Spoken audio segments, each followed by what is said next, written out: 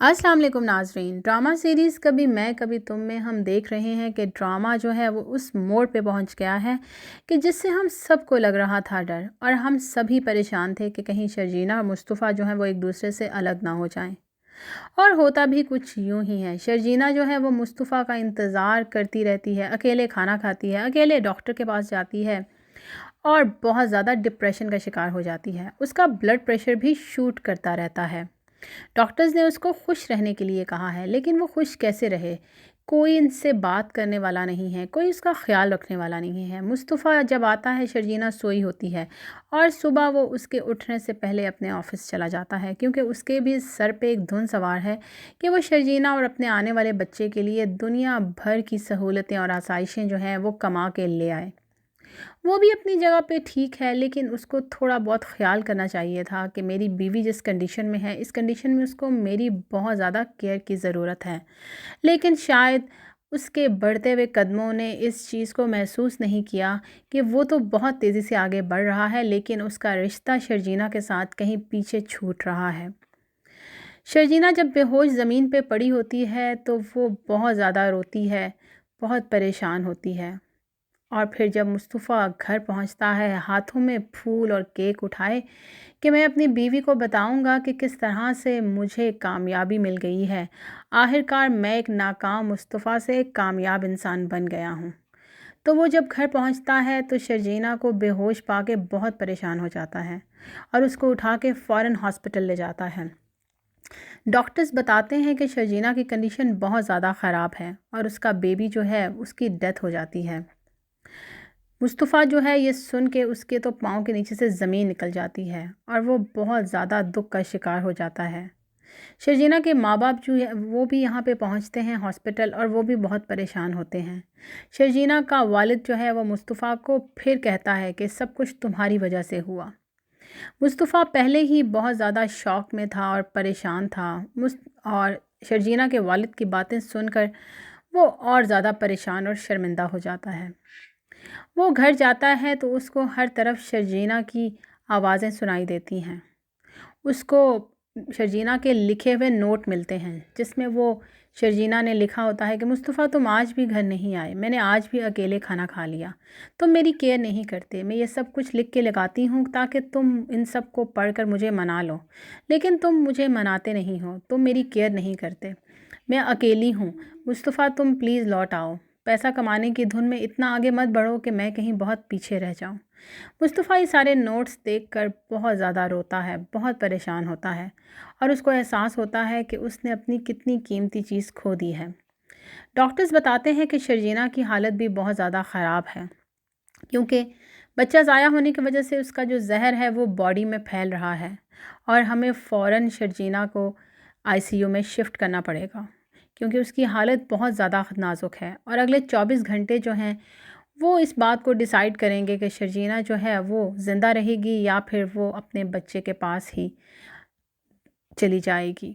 मुस्तफ़ा जो है वो डॉक्टर्स से मिन्नतें करता है कि आप किसी तरीके से शर्जीना को बचा लें, लेकिन डॉक्टर कहती है कि मेरे हाथ में सब कुछ नहीं है, ये तो अल्लाह ताला का फ़ैसला है, आप बस दुआ करें। दूसरी तरफ हम देखते हैं कि जब रुबाब को सारी कहानी का पता चल जाता है तो वो एक पार्टी प्लान करती है, अदील की बर्थडे पार्टी, और वहाँ पे सारे फ्रेंड्स को बुलाती है और अदील के मामा बाबा को भी कहती है कि आप लोगों ने भी इस पार्टी में ज़रूर आना है। और जब पार्टी स्टार्ट होती है तो वह नताशा भी वहाँ पे आती है, तो वह नताशा को बिल्कुल इग्नोर कर देती है। तो नताशा जब उससे पूछती है कि और सुनाओ रुबाब कैसी हो, तो रुबाब उसको कहती है कि हाँ अभी सुनाती हूँ, अभी सब आ जाएंगे तो फिर मैं सबको सुनाऊंगी, तो तब तुम सुनना। तो रुबाब बहुत हैरान हो जाती है कि ये क्या कह रही है, और अदील भी अजीब नज़रों से रुबाब की तरफ देखता है। जब सब लोग आ जाते हैं तो रुबाब जो है वो अदील का कच्चा छट्टा सबके सामने खोल के रख देती है और बताती है कि किस तरह से ये उसकी दोस्त के साथ अफेयर चला रहा है, और इस चीज़ के सारे सबूत हैं उसके पास। जहाँ भूरबन होटल में 3 दिन का स्टे, और वहाँ पर भी अदील जो था वो नताशा के साथ था। नताशा की सारी शॉपिंग के सारे बिल्स वो भी अदील के क्रेडिट कार्ड से पे हुए थे। اور ان دونوں کی لمبی لمبی فون کالز اور مزیدار قسم کی باتیں، ان سب کا ریکارڈ بھی رباب نے نکلوا لیا تھا۔ تو جب سب کے سامنے وہ یہ سارے ثبوت دکھاتی ہے تو نتاشا کی تو نظریں شرم کے مارے جھک ہی جاتی ہیں، اور عدیل جو ہے وہ شرمندہ تو ہوتا ہی ہے، لیکن ساتھ ساتھ اس کو شوق لگتا ہے اور وہ بہت غصے میں بھی آ جاتا ہے، یعنی کہ تین ایموشن ایک ساتھ۔ اور وہ بار بار رباب کو یہ کہتا ہے کہ رباب تمہیں کوئی غلط فہمی ہوئی ہے، میں ایسا نہیں کر سکتا۔ رباب کہتی ہے کہ یہ تمہارے لیے ایک اور سرپرائز میرے پاس تیار ہے۔ وہ فوراً باہر کچھ لوگوں کو بلاتی ہے اور وہ عدیل کو گرفتار کر کے اپنے ساتھ لے جاتے ہیں۔ عدیل غصے سے اس کو کہتا ہے کہ میں تمہیں چھوڑوں گا نہیں، تو رباب اس کو کہتی ہے گیٹ آؤٹ، ہمیشہ کے لیے میری زندگی سے نکل جاؤ۔